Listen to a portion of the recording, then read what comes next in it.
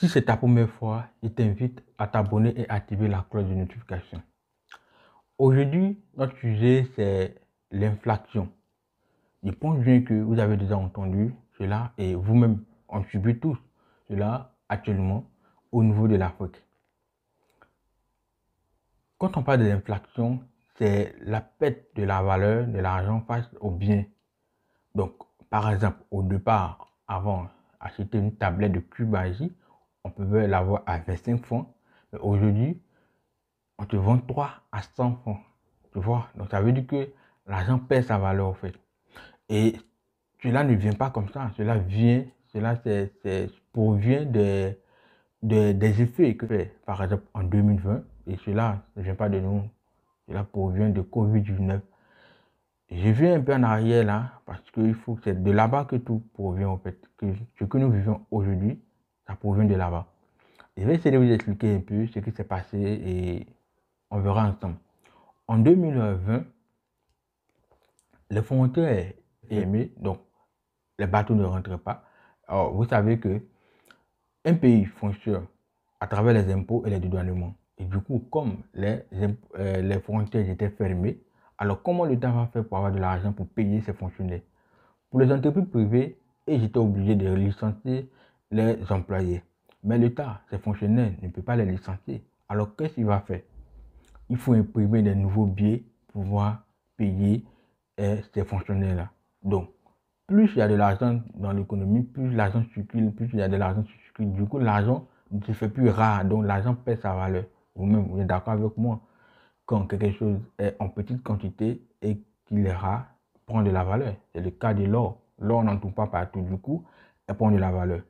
Mais comme l'argent est en abondance, du coup, bon, quand je dis en abondance, ça veut dire que ça circule beaucoup dans l'économie, du coup, elle perd sa valeur. Voilà pourquoi aujourd'hui, nous avons tous ces problèmes-là.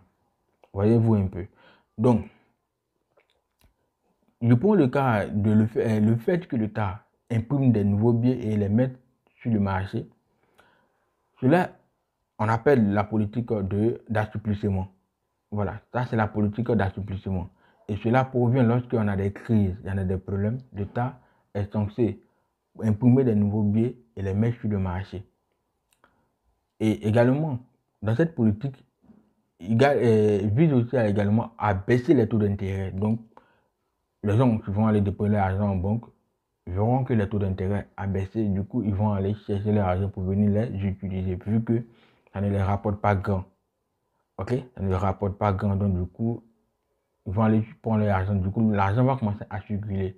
Vous voyez, et les entrepreneurs aussi pourront aller importer de l'argent pour venir investir. Vu que le taux d'intérêt est peu, du coup, les entrepreneurs peuvent aller prendre l'argent et investir dans l'économie pour faire fonctionner l'économie, pour relever, au fait, le but même de cette politique, cette politique, c'est de relever l'économie, au fait. Et comme je l'ai signifié, l'État applique cette politique-là lorsque le pays est en difficulté ou bien vient de traverser des moments difficiles. À la suite de ça, il y a une autre politique, c'est la politique de resserrement.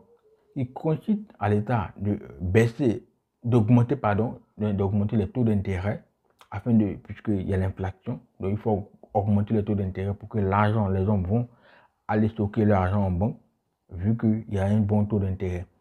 Également, l'État va mettre cette politique aussi va viser à vendre les actions, les obligations de l'État, afin que les gens puissent les acheter. Et du coup, quand ils vont acheter, ils auront des titres à leur nom et ça va baisser la quantité d'argent qui circule dans l'économie. Donc, c'est ces politiques-là que l'État a décidé de mettre. La deuxième partie, c'est la politique de resserrement que je l'ai dit présentement. L'État a mis en pratique ça actuellement en vendant ses actions d'Orange. Donc, l'État vend plus de 9%. Il faut comprendre que Orange, les fonctions ont plus de 84%, 80%. Et l'État a décidé de vendre 9%, l'État ivoirien, pardon, a décidé de vendre 9% de ses actions. Bon, actuellement, elle n'a que 5%. Donc, en vendant ces actions-là, l'argent va permettre à l'État de pouvoir lutter contre l'inflation. Donc, les gens vont acheter les actions et l'État va avoir l'argent pour aussi gérer ses affaires. Donc, c'est un peu cela que j'aimerais vous expliquer au fait. Donc, s'il y avait des questions et que vous n'avez pas compris quelque chose, n'hésitez pas à me laisser en commentaire. Donc, si pour toi, par exemple, tu veux décider d'acheter les actions d'Orange, nous sommes là pour les aider et les accompagner afin qu'ils puissent être des actionnaires. Merci et à la prochaine.